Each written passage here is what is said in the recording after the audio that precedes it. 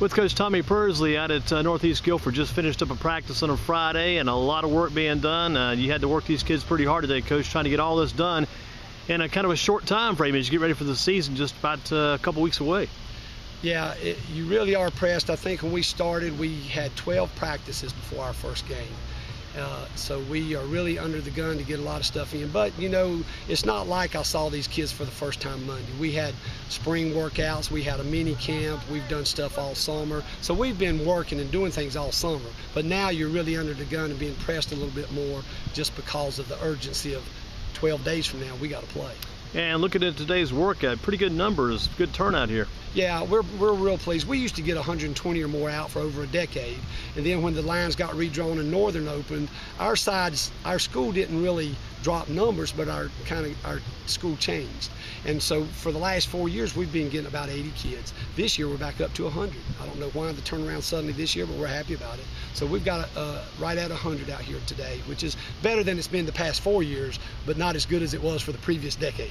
And watching your kids at the end of practice, so you're a pretty good running team, pretty good speed, pretty good athletes, and that always works good for your offense. We're tall and lean. Where we're really hurting right now is linemen. We don't have the numbers in line that we used to have. We've got some good linemen.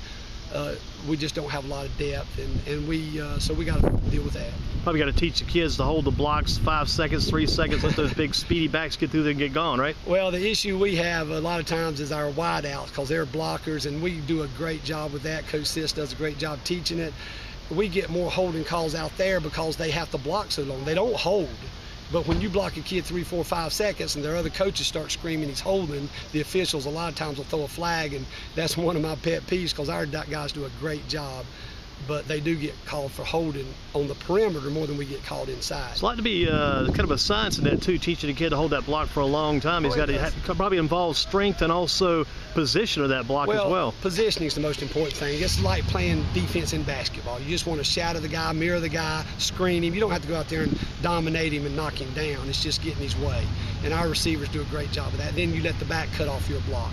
You talked about, too, a lot of work during the summer, these 7-on-7s that don't always meet the type of offense you work with a heavy running system, but you see a lot of good things get done as far as bonding, as far as trying to get the guys in position defensively. These 7-on-7s work pretty good for you guys, even though you're not a passing team for the most part. And they help us because we're not a passing team. We don't spend a lot of practice time working on it, so the summer gives us a chance to work on our passing game. But where it really helps us, too, is defensively, because you know they're going to pass, they're going to be sending all those receivers out. A lot of coaches run all kind of gimmicky plays in the summer, so if you can play pass defense against that kind of stuff, then you got to feel pretty good about it. And I do feel good about the progress we've made this summer with our secondary. It's good too, like you said, to get some of these kids on these college campuses to see what the big university system looks like. And some of these kids, it's probably an eye-opening experience for these young kids. If you take a JV or two along with you to a trip like that, they maybe even been on a college campus before. That's true, and that's a good point. And also, you know, you can get around what those big-time programs look like. We got, you know, linemen that might be 5'8", 170 pounds that thinks he's going to play Division I football. So it gives them a chance to see what Division I or college athletes really look like, what you got to do to get to that level, and at least what you're up against. Probably good for some of those tall, lean athletes like you mentioned too. If they're very athletic, they may see a college campus, see the college program, and say, I may need to kind of step my game up a little bit. I may aspire to get there. I'm going to have to work harder now to try to get in that position. Yeah, and if not that, as far as football goes, because we really try to insist on great effort at our practices, but it'll help them sometime realize that I've got to get a little more serious and work a little bit more in the classroom. I got to get my academics in order. We lose more college scholarship potentials because of academics, I think, than we do because of lack of football ability. I heard Bobby Bowden speak one time, and he said that every starter in high school football can play college football somewhere. It's just the level that you play at. You got to find your level.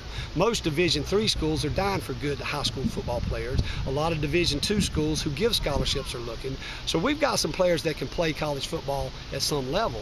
But at the same time, to play college football, you got to go to college. So you got to be willing to go to class. You got to keep your grades in order. You got to do the right things there too. And we do have several. I think we got 6 or 7, I think, college prospects on this team, but they got to keep their academics in order, and they've got to find the level that they can play at. What about this year's team? Where do you see the strengths been? I know sometimes with your speed and quickness, it's not oftentimes trying to bowl people over, trying to overpower teams. It's more or less trying to wear them out, run them past, and move by them so quick. Eventually, maybe to get worn down with your speed. Well, that's true, but it's not so much wearing them down either. We try to control the ball. We try to take care of the ball. And I've had other players that we play. They would refer to our offense as that tricky offense, because you tackle the fullback, he don't have the ball. You tackle the quarterback, he pitches it. Or you go at the quarterback and the fullback has it. So we really do a pretty good job. We take pride in the fact that we run the option well. I think there's a few high schools still left in North Carolina that do that. But I think we're one of the top few that really run the option well. And I think the option gives us a chance every year. And I think that attributes to our year in and year out continued success. Some years we're better than others, but we're usually pretty good. And I think if we didn't run this offense that we run, somewhere in that last 20 years, we would have had some years where we wouldn't have had a winning season. This offense gives us a chance. This year, we got some speedy guys, but like I said, we have no depth on the offensive line. We're small on the offensive line, but this offense allows us to play with small linemen. So what about the Hammer kid? He got some experience last year when your senior starter got injured. He came on and played some for you, maybe in some key conference games. He's got some speed and quickness too around the corners, right? He's going to be very good. He's a 3-year starter for us on the varsity in the secondary, and actually he got thrown in there last year in the playoff games. Our quarterback broke his arm the 10th week of the season. Tyrone Hamer is going to be a very good quarterback for us. He's got tremendous ability, but it wouldn't be fair to any kid to throw him in there. The first game you start and really get any significant playing time is the playoff game. And he had 160 yards rushing that night, but he's a great runner, but he's just got to get better at running the offense, which he has and which he will. If our starting quarterback had broke his arm 2 or 3 weeks earlier, Tyrone would have been up and ready to go by the playoffs. But again, that was the first game he'd ever started and the first one he'd really ever even got any significant playing time. It's hard to replace a guy like Jacob McCann. He was so active for you on offense, big back, and also on defense, a top-notch linebacker. Yeah, he was. Jacob's a good player. Our offense sort of gives what the defense gives us, but there's no doubt that we've really focused on getting Jacob the ball the last few years. Our offense, it's a triple option offense, but there are plays that you can emphasize to get your key players the ball. Over the years, we've had fullbacks that have been our leading rushers, we've had quarterbacks that have been our leading rushers, and we have halfbacks. We sort of focus on where our strength is, and there's no question the last 2 or 3 years, Jacob has been the main focus. We've run a lot of belly, a lot of trap, a lot of plays for him. With Tyrone Hamer, we'll run a lot more speed option, gun option. We'll do things to try to emphasize Tyrone because he's so fast. But we do have other fast guys back here in that backfield with him. What about, you always play a tough non-conference schedule, same thing this year to get you ready for the regular conference slate? Oh yeah, and I think probably 2 of the best teams we played this year. I think South Granville will be very tough. They've been winning 9 and 10 games for the past 3 years that we've been beating them. This year they've got all their key players are back. Their tailback is listed as a potential all-state player. They're going to be very good. Southeast Guilford played a bunch of sophomores last year, and they were very good. I expect they'll be one of the better teams we play. Every year we play Western Guilford, they look like a college team when we warm up and play against them. So, yeah, we play a very tough non-conference schedule.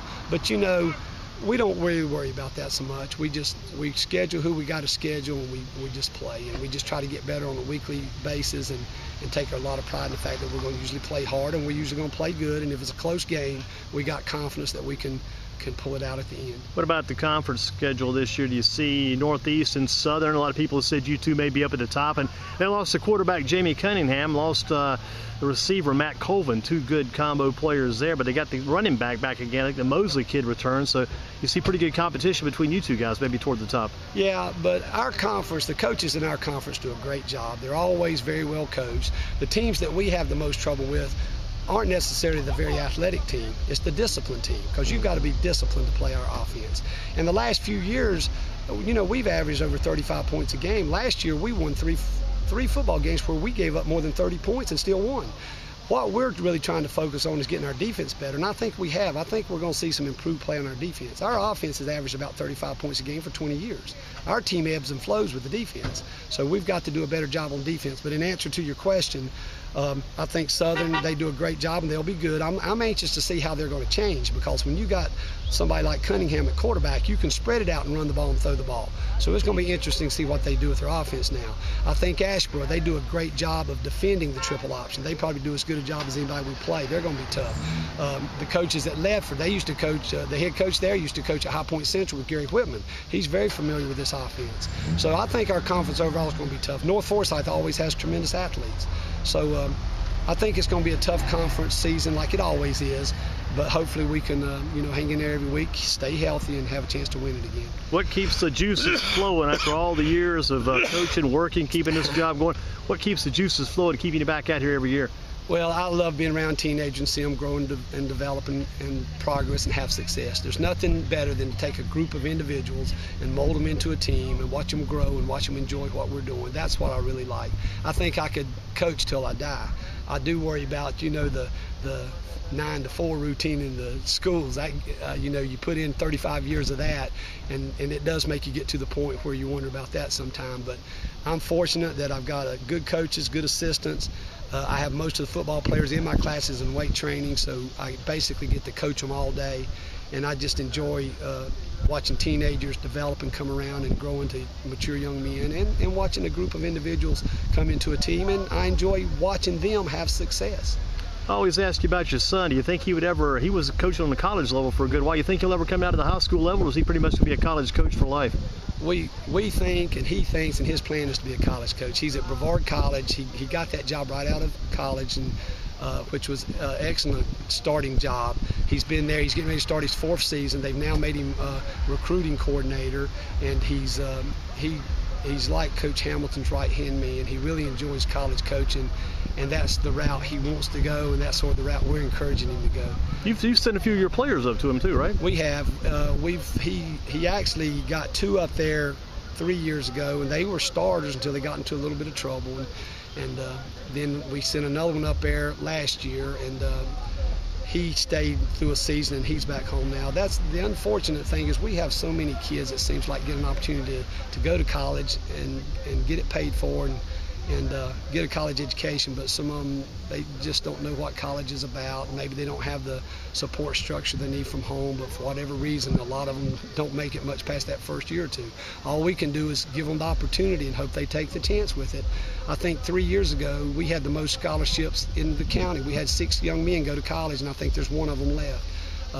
Trey Ingram is a 3-year starter at Catawba, but the other 5, for various reasons, are no longer in school. Even though the football part of it they did great with, they just other factors got them out. One thing you can always do, just keep giving people a chance. That's the most you can do, and you do that part, you've done your part. That's right. It's like that old adage, you can lead a horse to water, but you can give them the opportunity, but they got to be motivated enough to take advantage of that opportunity. And many of them are, but some of them aren't also.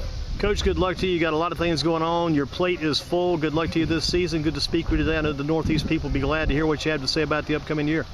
Well, I appreciate that, and we're excited about it. Every team at Northeast we think is competitive, and we feel like every year we're in the mix for some kind of championship, conference championship, sectional, regional, maybe even a state championship. But one thing about Northeast, we feel pretty confident that we will usually be in the mix somewhere. Thank you, Coach.